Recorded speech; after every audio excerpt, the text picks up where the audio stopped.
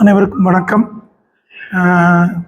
மெல்போர்னில் நடந்த ஆஸ்திரேலியா மெல்போர்னில் நடந்த 106வது லைன்ஸ் இன்டர்நேஷனலுடைய கன்வென்ஷனுக்கு சென்று வந்திருக்கிறோம்.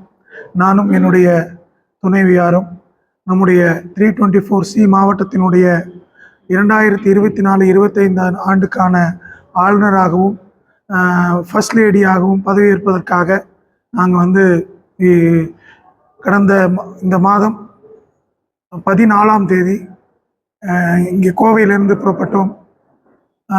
20ஆம் தேதி மெல்போர்ன் கன்வென்ஷன் சென்டரில் அந்த கன்வென்ஷன் தொடங்கியது. அடுத்தடுத்த நிகழ்வுகள் அங்கே வேர்ல்டு வைடாக இருக்கக்கூடிய சேவை திட்டங்களை பற்றிய ஒரு செய்தி.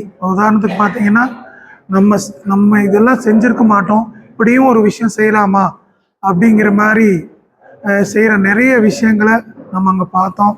ஈவன் இப்போ நமக்கு வரக்கூடிய இன்டர்நேஷ்னல் பிரசிடென்ட் ஃபெப்ரிஷோ ஒலிவேரா அவரோட ப்ராஜெக்ட்ஸை பற்றி எக்ஸ்பிளைன் பண்ணாங்க. இப்படி ஒவ்வொரு நாளும் ஒவ்வொரு நிகழ்வும் அங்கே போய் கொண்டிருந்தது.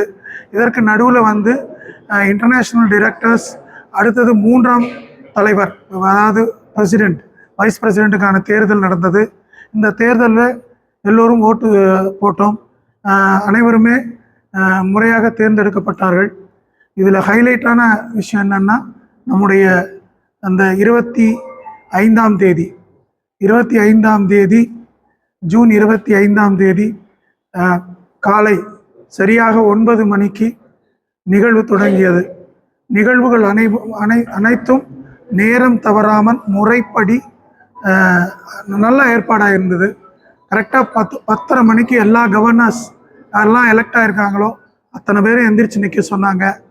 ஒரு 10,000 20,000 பேர் இருக்கக்கூடிய அந்த அரங்கில் நாங்கள் ஒரு 3,000 பேர் எந்திரிச்சு நிற்கும்போது எங்களை பார்த்த அந்த 25,000 பேரும் கரவொலி எழுப்புகிற பொழுது எங்களுக்கு உலக மேடையிலே நம்முடைய இந்தியா சார்பாக மட்டும் 704 கவர்னர்கள் போயிருக்கிறோம், 703 கவர்னர்கள் போயிருக்கிறோம்.